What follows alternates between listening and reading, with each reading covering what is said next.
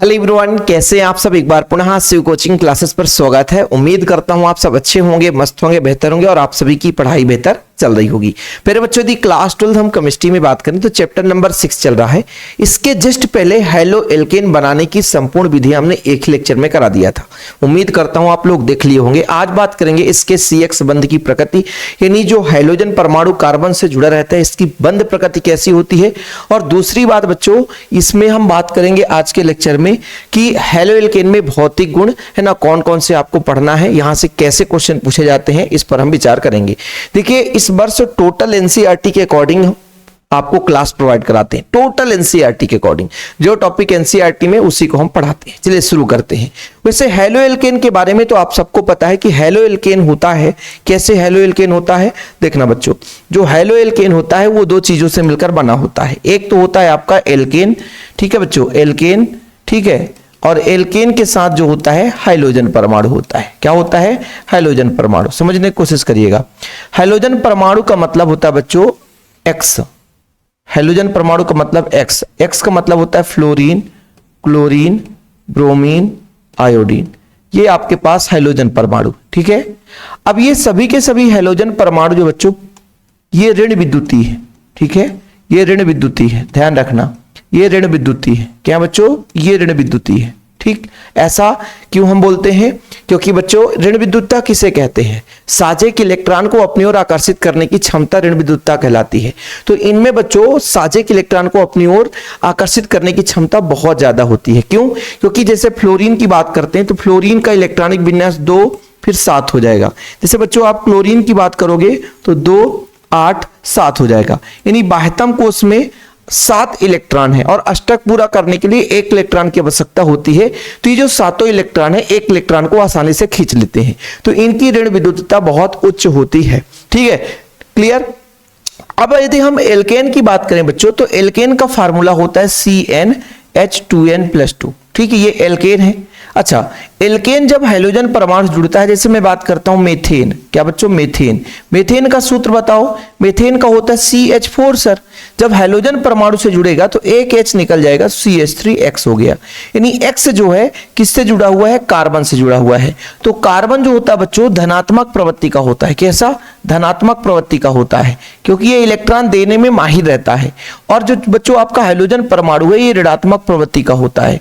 ऐसा क्यों होता है सर ऋणात्मक प्रवृत्ति? क्योंकि ये इलेक्ट्रॉन ग्रहण करने के लिए माहिर होता है। साझे के इलेक्ट्रॉन को अपनी ओर आकर्षित करने की क्षमता बहुत ज्यादा रखता है। हाइड्रोजन परमाणु के बाह्यतम कोश में 7 इलेक्ट्रॉन है और अष्टक पूरा करने के लिए 1-1 इलेक्ट्रॉन की आवश्यकता होती है। इसलिए हम कहते हैं कि ये साझे के इलेक्ट्रॉन को बहुत तेजी से खींच सकता है बच्चों, ठीक है। तो यहां पर हमने कहा कि एल्केन में जो कार्बन है वो धनात्मक प्रवृत्ति का होता है और जो आपका हाइड्रोजन परमाणु ऋणात्मक प्रवृत्ति का होता है। तो कोई भी हेलो एल्केन होगा बच्चों जिसमें भी हाइड्रोजन परमाणु जुड़ा है, हाइड्रोजन परमाणु के पास इतनी ताकत है कि कार्बन के इलेक्ट्रॉन को अपनी ओर खींच लेता है, जिसके कारण बच्चों कार्बन पर आंशिक धन आवेश, क्योंकि कार्बन से लिया जा रहा है तो जो देता है उस पर धन आवेश।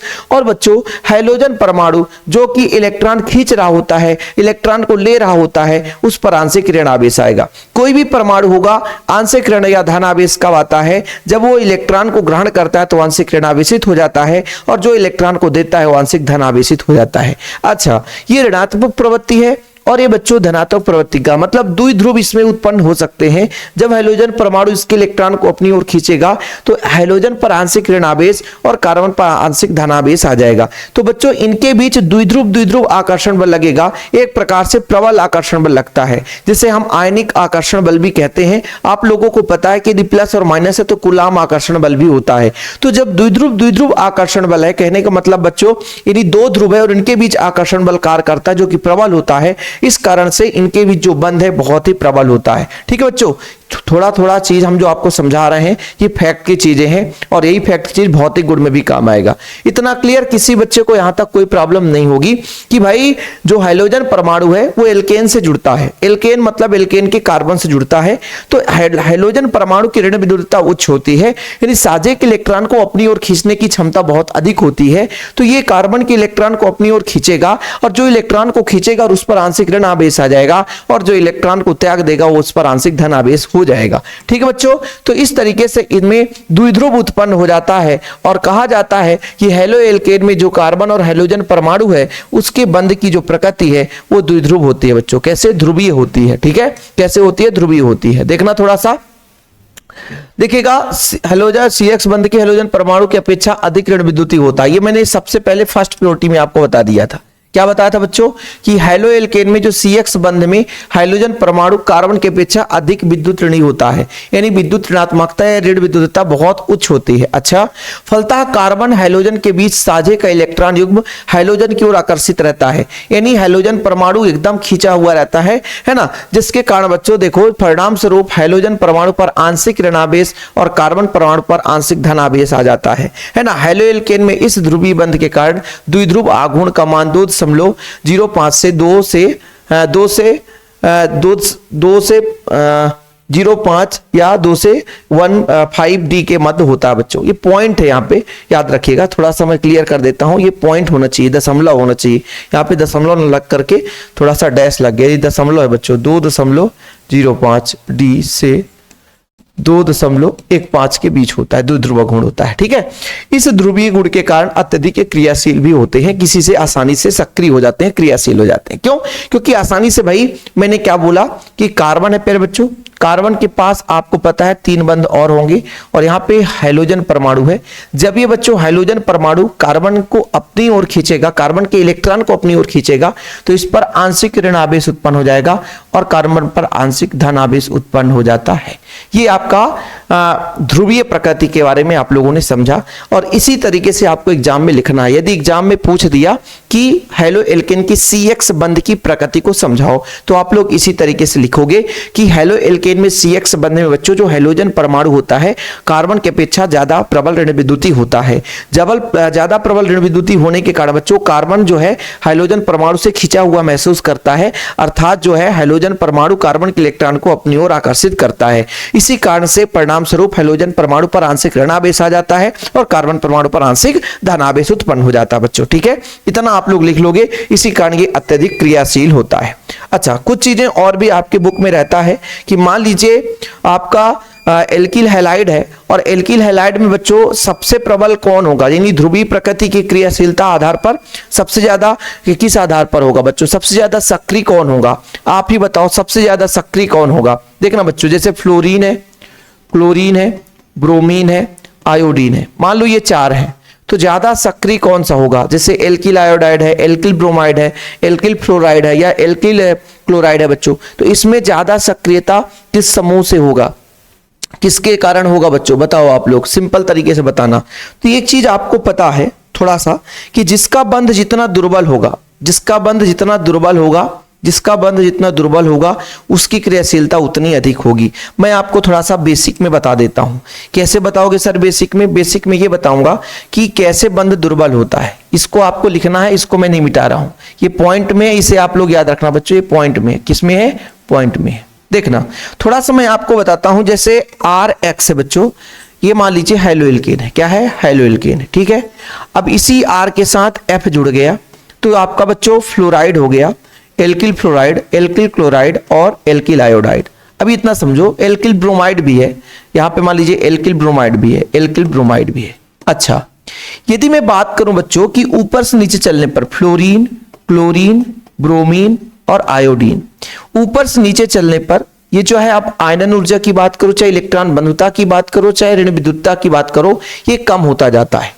ठीक है, फिर समझना, जैसे फ्लोरीन, क्लोरीन, ब्रोमीन, आयोडीन, यहां पर चलेंगे, ऊपर से नीचे चलेंगे तो कहीं ना कहीं बच्चों इसकी ऋण विद्युतता के मान में कमी आती है। जैसे फ्लोरीन है, कहां बच्चों? फ्लोरीन है, फिर क्लोरीन है, फिर ब्रोमीन है, फिर आयोडीन है। तो प्यारे बच्चों, यदि मैं बात करूं कि जब ऊपर से नीचे चलते हैं तो क्रियाशीलता में कमी आती है, किसके? ऋण विद्युतता, यानी विद्युत ऋणात्मकता। ठीक है, विद्युत ऋणात्मकता कम होता जाता है, विद्युत ऋणात्मकता बच्चों, क्या? विद्युत ऋणात्मकता कम होता जाता है, विद्युत ऋणात्मकता कम होता जाता है, जिसके कारण बच्चों इनमें जो बंध है दुर्बल होता जाएगा, बंध दुर्बल होता जाएगा, बंध जो है दुर्बल होता जाएगा। ठीक है, बंध जो है बच्चों इनके बीच दुर्बल होता जाएगा। ठीक है, दुर्बल होता जाएगा। यानी यहां पर मैं बात करूं कि RF के बीच बंध क्या है, प्रबल है, RCl के बीच उससे दुर्बल है, RBr के बीच और दुर्बल है, RI के बीच और दुर्बल है। लेकिन ऊपर से नीचे चल रहे हैं तो विद्युत ऋणात्मकता कम हो रही है, तो इनके बीच बंध थोड़ा सा दुर्बल होता जाएगा। इसके पीछे फैक्ट भी है, क्योंकि आप जानते हैं कि समूह में जब ऊपर से नीचे चलते हैं तो आकार बढ़ता जाता है भाई, है ना। आकार बढ़ने के कारण थोड़ा सा आकर्षण थोड़ा सा कम होता जाता है। तो क्रियाशीलता सबसे ज्यादा किसकी होगी, जिस पर बंध जो है दुर्बल होगा। यदि बंध दुर्बल होगा बच्चों, यदि बंध दुर्बल है तो क्रियाशीलता इसकी सबसे अधिक होगी, ठीक है। इसकी अपेक्षा इसकी कम होगी, इसकी अपेक्षा इसकी कम होगी, इसकी अपेक्षा कम होगी। क्रियाशीलता की बात की जा रही है, बात को समझने की कोशिश करो। जो जितना ज्यादा प्रबल बल के साथ बंधा हुआ है उसका क्रियाशीलता उतना कम होगा, और जो दुर्बल बल से बंधा हुआ है आसानी से क्रियाशीलता उसकी होगी, मतलब क्रियाशीलता अधिक होगी। क्यों, जैसे मान के चलता हूं R और F, यानी कार्बन और फ्लोरीन के बीच प्रबल बंध है, इनको तोड़ना सा कठिन है, इसलिए क्रियाशीलता कम होगी। लेकिन वहीं पे R और I, इनके बीच बंध दुर्बल है, इन्हें तोड़ना आसान है, इसलिए क्रियाशीलता अधिक होगी। ठीक है बच्चों, तो यहां पर हैलोजन परमाणु के आधार पर क्रियाशीलता, एल्किल हैलाइड की क्रियाशीलता का क्रम आपसे पूछ दिया जाए तो यहां पर आप लोग क्रियाशीलता का क्रम बता देना बच्चों। हैलोजन परमाणु के आधार पर क्या लिखोगे बच्चों, हैलोजन परमाणु के आधार पर, हैलोजन परमाणु के आधार पर एल्किल हैलाइड क्या बच्चों, एल्किल हैलाइड के क्रियाशीलता का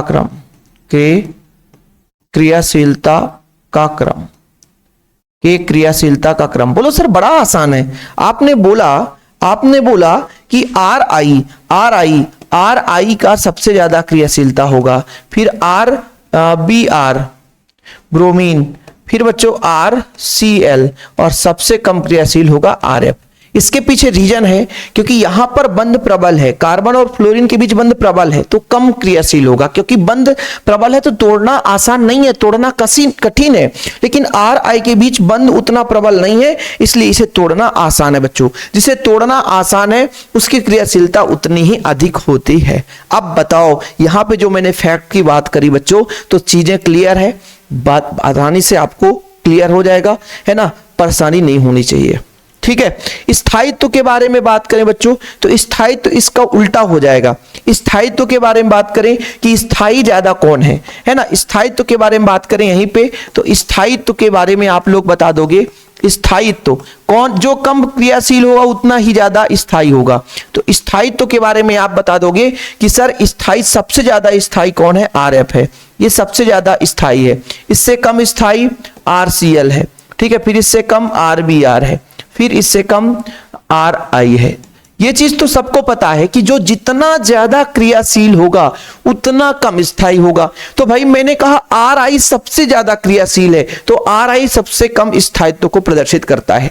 अब क्वेश्चन कैसे बनता है, पहला क्वेश्चन बनता है CX बंध की प्रकृति को समझाइए। दूसरा क्वेश्चन बनेगा CX बंध क्या, या मान लीजिए हैलोजन परमाणु के आधार पर एल्किल हैलाइडों की क्रियाशीलता का क्रम लिखिए। ठीक है, इनके स्थायित्व को 4 ऑप्शन दे देगा कि हैलो एल्केन में स्थायित्व है, तो फिर आप लोग यहां पे लिया जाओगे भाई साहब ये चीजें क्लियर है, इसलिए ये चीजें आपको याद रखना है। अब जैसे कोई भी नाभिक स्नेही अभिकर्मक आता है और इस पे अटैक करता है बच्चों, तो हैलोजन परमाणु को विस्थापित कर देता है। जैसे थोड़ा सा मैं बात करता हूं कि जब भी कोई नाभिक स्नेही यानी न्यूक्लियस आता बच्चों, NU जो आता है और किसके पास आया, कार्बन के पास आया, किसके पास आया, कार्बन के पास आया।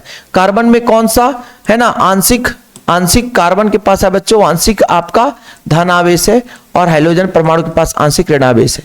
तो जब न्यूक्लियस आता बच्चों, नाभिक स्नेही अभिकर्मक आता है, नाभिक पे अटैक करता है, हैलोजन परमाणु को अलग कर देता है। तो ये आपका बच्चों यहाँ पे जुड़ जाएगा, कार्बन के साथ क्या है, NU जुड़ जाएगा, और बच्चों हैलोजन परमाणु जो है आंशिक रूप से ऋणावेशित होकर के बाहर निकल जाता है। तो इस तरीके से यदि कोई है, मान लीजिए नाभिक स्नेही अभिकर्मक आकर अटैक करता है बच्चों, तो कहीं ना कहीं न्यूक्लियस सीधे सेंटर पे जुड़ जाता है और हाइड्रोजन परमाणु अलग हो जाता है। चलिए अब बात करते हैं बच्चों हाइड्रोएल्केन के भौतिक गुण। यदि बंध की प्रकृति आप लोगों ने पढ़ ली ना तो बहुत कुछ तो चीजें क्लियर हो गई है बच्चों। भौतिक अवस्था में, भौतिक अवस्था का मतलब उसकी प्रकृति कैसी है, यदि सामान्य ताप पर रखा जाए तो जो निम्नतर हाइड्रोएल्केन है वो गैस अवस्था में पाए जाते हैं। जैसे एल्किल हैलाइड के निम्नतर, एल्किल हैलाइड के निम्नतर हाइड्रोएल्केन बच्चों सामान्य ताप पर गैस है, लेकिन निम्नतर में से जो मेथिल है CH3I, ये बच्चों आपका थोड़ा सा है ना द्रव होता है। याद रखिएगा कि जो निम्नतर एल्किल हैलाइड है वो गैस होते हैं, लेकिन निम्नतर में से एक अपवाद है CH3I। कैसे ऑप्शन आ जाएगा, बोलेगा निम्न में से कौन सा गैस है, CH3I या द्रव है, CH3Cl, CH3Br, CH3F। ये 4 ऑप्शन है बच्चों, 1 2 3 4। निम्न में से कौन सा द्रव है, निम्न में से कौन सा द्रव है, तो बोलोगे सर केवल यही तो अपवाद है जो द्रव है, बाकी सब गैस है। निम्नतर हाइड्रोएल्केन गैस अवस्था में पाए जाते हैं, लेकिन एकमात्र एल्किल आयोडाइड बच्चों, मेथिल आयोडाइड, जो मेथिल आयोडाइड है, ये मेथिल आयोडाइड जो है ये गैस द्रव अवस्था में पाया जाता है, बाकी सबके सब गैस अवस्था में पाए जाते हैं। तो बस इसमें से ये ऑब्जेक्टिव पूछा जा सकता है कि निम्नतर सदस्य कोई भी दे सकता है, उसमें आपका मेथिल आयोडाइड रहेगा, वो आपका द्रव है। आ जाएगा क्वेश्चन, निम्न में से कौन सा भाई गैस नहीं है ना, तो गैस नहीं है, कौन सा गैस नहीं है, ये CH3I। ओके, तो भौतिक प्रॉपर्टी में आपको इतना रखना बच्चों, मधुर गंध युक्त होते हैं, ठीक है, उच्च आणविक द्रव्यमान वाले ठोस होते हैं, रंगहीन ठोस, यानी जो निम्नतर है वो गैस और उच्चतर जो होते हैं ठोस होते हैं, लेकिन कुछ मेथिल आयोडाइड है ना और उच्चतर से मधुर गंध वाले होते हैं बच्चों। तो यहां से ऐसे ही क्वेश्चन, फैक्ट का क्वेश्चन पूछ सकता है, बाकी कुछ नहीं पूछेगा। ठीक, विलेयता के बारे में बात करते हैं बच्चों। तो चूंकि आप सबको पता है कि हैलोएल्केन, अभी आपने पढ़ा कि हैलोएल्केन में कार्बन और हाइड्रोजन के बीच ये कार्बन है बच्चों, ये 3 बंध से बंधा रहता है, एक X से, तो इस पर आंशिक धन आवेश आता, इस पर आंशिक ऋण आवेश। ये ध्रुवित होने के कारण भी जल के साथ विलय नहीं होता। जानते हो क्यों? क्योंकि इसके पास हाइड्रोजन बंध बनाने की क्षमता नहीं होती है। कोई भी परमाणु, कोई भी यौगिक जल के साथ कब विलय हुआ, जैसे बच्चों आप लोगों को पता है कि यदि शक्कर को पानी में डाल दो, नमक को पानी में डाल दो, आसानी से घुल जाता है। इसके पीछे फैक्ट है बच्चों, वही घुलेगा आसानी से जो हाइड्रोजन बंध बनाएगा, लेकिन जो हाइड्रोजन बंध नहीं बना पाता वो नहीं घुल पाता। तो एल्किल हैलाइड में हाइड्रोजन बनाने की क्षमता नहीं रहती है, इस कारण से कहा जाता है बच्चों कि ये जल में अविलेय होता है। किंतु जो आपका कार्बनिक विलायक है, जैसे एल्कोहल है, ईथर है, एसीटोन है, बेंजीन है, इनमें ये आसानी से मिल जाता है, क्योंकि कार्बन कार्बन के बीच बंध बनाना आसान होता है। ठीक है बच्चों, क्योंकि इनमें सब, एल्कोहल में भी कार्बन, ईथर में भी कार्बन, एसीटोन में भी कार्बन, बेंजीन में भी कार्बन, और हैलोएल्केन में भी तो कार्बन भरा पड़ा हुआ है। कार्बन के पास बढ़िया लेने देने की क्षमता बराबर होती है, +4 ले भी सकता है, +4 दे भी सकता है, सीधा सीधा संबंध है। तो भाई हाइड्रोजन बंध नहीं बना पाता, इस कारण से जल में विलय है, किंतु कार्बनिक विलायकों में विलय होता है। चलो स्क्रीनशॉट ले लो, हम आगे बात करते हैं बच्चों। भौतिक गुण में उतना ही आप लोगों को लिखना है जो कि एग्जाम के पॉइंट ऑफ व्यू से इंपॉर्टेंट है। बाकी बच्चों एक्स्ट्रा चीजें लिखने की जरूरत नहीं है ना, याद करने की जरूरत। ओके, यदि हम बात करते हैं बच्चों घनत्व के बारे में, तो घनत्व का मतलब होता है कि इकाई, जैसे एक कमरे में आप 10 लोग बैठे हो, वहीं पे यदि 15 लोग आ जाए तो लोग पास पास बैठ जाएंगे। अच्छा, उसी की जगह 20 लोग आ जाए तो और पास पास बैठेंगे। 25 लड़के आ गए इस एक ही क्लास में तो बिल्कुल एक टेबल में 4-4 लोग बैठ गए। तो घनत्व, इसी को बोलते हैं घनत्व, यानी इकाई क्षेत्र पर कितनी है जनसंख्या उपस्थित हो रही है, वो घनत्व है बच्चों। ऐसे ही एकांक द्रव्यमान में, एकांक आयतन में कितना द्रव्यमान है, कितना पदार्थ की मात्रा है। जैसे आप एक गिलास पानी ले लो, 1 ग्राम शक्कर डाल दो, ठीक है सर, फिर 2 ग्राम डाल दो, 3 ग्राम डाल दो, 4 ग्राम डाल दो, तो शक्कर की मात्रा, आयतन उतना फिक्स है। पानी का आयतन एक ही गिलास है, पानी का आयतन एक ही गिलास है, लेकिन उसमें उपस्थित पदार्थ की मात्रा बढ़ाते जा रहे हो, मतलब उसकी डेंसिटी बढ़ती जा रही है। ठीक है, उसमें डेंसिटी क्या होती जा रही है, बढ़ती जा रही है। जैसे बच्चों मैं बात करता हूं RX की बात करता हूं, RX में RF की बात करता हूं, तो बताओ इसमें केवल 2 कोष होते हैं बच्चों। कितने कोष? 2 कोष, और इलेक्ट्रॉन टोटल 9 है। ठीक है, पहले में 2 हो गया और दूसरे में 7 हो गया। जब हम बात करते हैं बच्चों RCl की बात करते हैं, तो इसमें 3 कोष हो गए। कितने कोष हो गए? 3 कोष हो गए। कक्षा 1 बढ़ा, लेकिन इलेक्ट्रॉन की संख्या ज्यादा बढ़ गई। इलेक्ट्रॉन की संख्या ये 7, इलेक्ट्रॉन की कक्षा 1 बढ़ा, लेकिन इलेक्ट्रॉन की संख्या 8 बढ़ गई। इलेक्ट्रॉन की कितनी संख्या बढ़ गई? 8 इलेक्ट्रॉन की संख्या बढ़ गई। समझ रहे हो ना, इलेक्ट्रॉन की संख्या कितनी बढ़ गई बच्चों? 8 इलेक्ट्रॉन, है ना। देखो ना, पहले 2 7 था, इसमें 2 8 7 है। कक्षा 1 बढ़ रहा है, कमरा आपने 1 बढ़ाया, लेकिन लोग 8 आ गए, फिर कमरा 1 और बढ़ाओगे, इसके बाद Cl के बाद आप ब्रोमीन में जाओगे ना बच्चों, तो इसमें 1 2 3 4 मतलब 2 8 फिर 2 8 फिर बच्चों 18 फिर 7। अच्छा सर इस बार फिर एक कमरा बढ़ाया लेकिन इलेक्ट्रॉन की संख्या तो 18 बढ़ गई। तो भाई इकाई आयतन मतलब कोषों की संख्या 1-2 कोष की संख्या बढ़ती है, लेकिन भाई कोष की संख्या बढ़ने के कारण उसमें जो इलेक्ट्रॉन से बहुत ज्यादा मात्रा में बढ़ते हैं, इसलिए घनत्व तो क्या है बढ़ता जाता है। यानी घनत्व के क्रम की यदि बात करें बच्चों, घनत्व के क्रम की, तो भाई आप लोगों को घनत्व किस में ज्यादा पाया जाएगा, जिसमें इलेक्ट्रॉन की संख्या ज्यादा होगी। आप बोलोगे सर समूह में ऊपर से नीचे चलने पर घनत्व क्या होता है, जैसे आपका F है, क्लोरीन है, ब्रोमीन है, आयोडीन, तो ये बढ़ता है बच्चों। क्या होता है बढ़ता है। क्यों बढ़ता है, क्योंकि बढ़ता है क्योंकि इसके अपेक्षा यहां पर एक कोष बढ़ते हैं लेकिन इलेक्ट्रॉन कहीं ज्यादा बढ़ जाते हैं। एक कोष में एक इलेक्ट्रॉन बढ़े ऐसा नहीं है, 7 इलेक्ट्रॉन 8 इलेक्ट्रॉन फिर 18 फिर 32 ऐसे इलेक्ट्रॉन। कोष तो एक बढ़ रहा है, कमरा जैसे एक कमरे में 3 लोग रह रहे हो, 2 कमरे बना दिए उसमें 6 लोग रह रहे, 3 कमरे उसमें और 8 लोग, तो लोगों की संख्या बढ़ती जा रही है तो वहां पर घनत्व बढ़ता जा रहा है। तो कहने का तात्पर्य हुआ यदि आ जाए ऑब्जेक्टिव में कि एल्किल हैलाइड में घनत्व का क्रम है तो आप लोगों से पूछा जाएगा जैसे RF है बच्चों, फिर बच्चों RCl है, ठीक है, फिर आपका RBr है और फिर RI है। इसमें घनत्व तो सबसे ज्यादा किसमें होगा, RI में। RBr में कम, सबसे कम घनत्व तो RF में होगा, क्योंकि प्रति एकांक आयतन में इलेक्ट्रॉन की संख्या बच्चों ज्यादा जहां पे होगी वो उसकी घनत्व तो अधिक को रिप्रेजेंट करता है। तो ये हो गया घनत्व, ठीक है। तो परमाणु द्रव्यमान जैसे हैलोजन का परमाणु द्रव्यमान बढ़ता जाता है, फ्लोरीन के बाद क्लोरीन का द्रव्यमान बढ़ेगा, ब्रोमीन का और द्रव्यमान बढ़ेगा, आयोडीन का और द्रव्यमान बढ़ेगा। तो द्रव्यमान बढ़ने के कारण प्यारे बच्चों घनत्व में थोड़ी सी वृद्धि होती है। क्वथनांक के बारे में बात करते हैं बच्चों। आप सबको पता है कि हैलोजन परमाणु जो आपका RX है बच्चों, RX में मैंने बड़े प्यार से आपको बताया कि ये RX में बच्चों जो CX की बंद प्रकृति है वो ध्रुवीय होती है, इस पर आंशिक धनावेश और इस पर आंशिक ऋणावेश।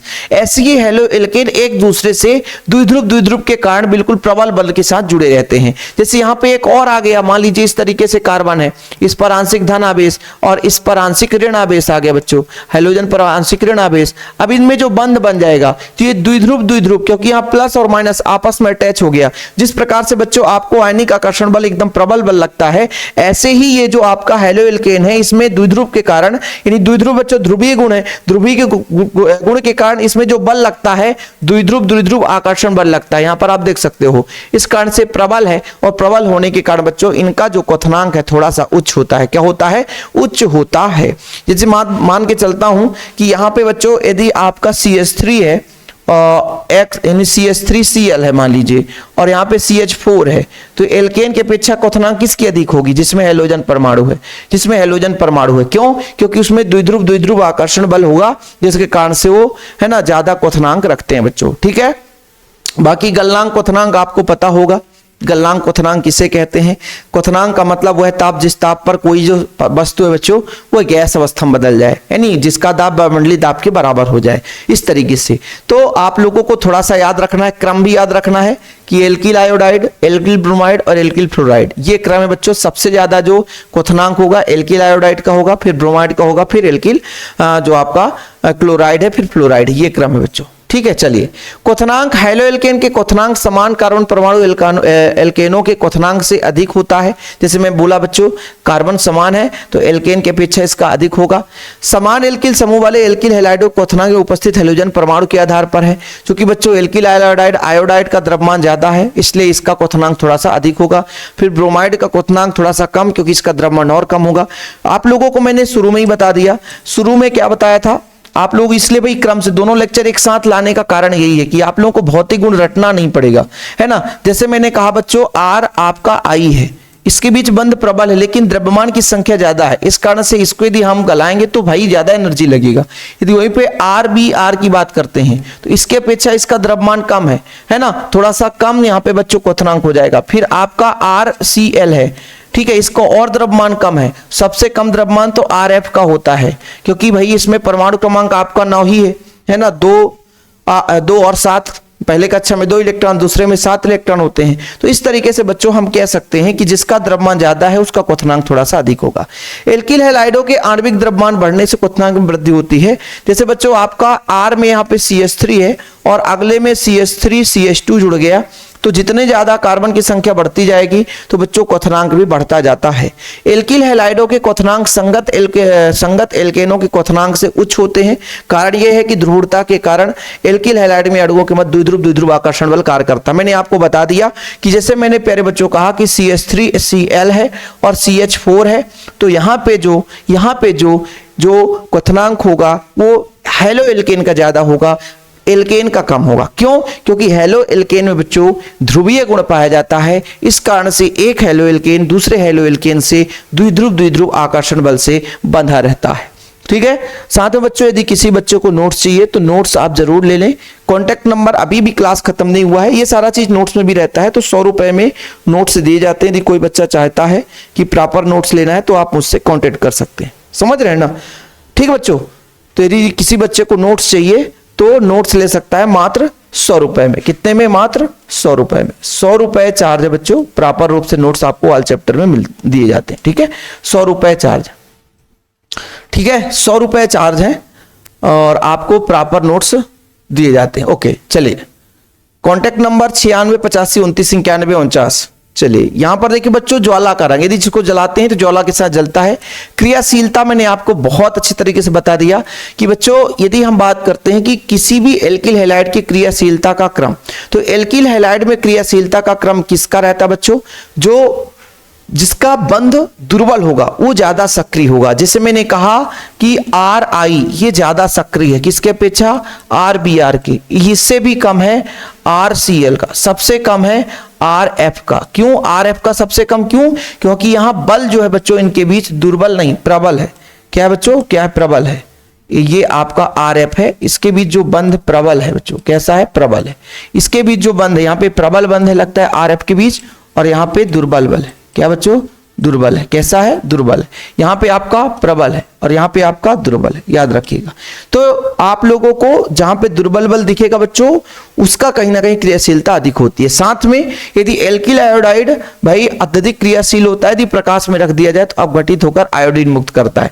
तो आयोडीन जो गैस है बच्चों उसको भी मुक्त कर सकता है। तो इस तरीके से आप लोगों को ज्यादा इसमें कुछ है नहीं, यहां से क्वेश्चन बहुत कम आएगा। क्रियाशीलता का क्रम आ सकता है कि निम्न में क्रियाशीलता का क्रम क्या होगा, तो मैंने आपको बताया कि एल्किल आयोडाइड ज्यादा सक्रिय होगा एल्किल फ्लोराइड के अपेक्षा। तो इस तरीके से आज का लेक्चर खत्म होता है। और कांटेक्ट नंबर भाई, कांटेक्ट नंबर जिन बच्चों को नोट्स लेना है तो 9685299149, ये मेरा पर्सनल नंबर है। यदि किसी बच्चे को नोट्स लेना है तो व्हाट्सअप कर सकता है, जानकारी ले सकता है। तैयारी प्रॉपर रूप से करते रहें। चैनल पे पहली बार है, चैनल को सब्सक्राइब कर लें। जय हिंद, वंदे मातरम।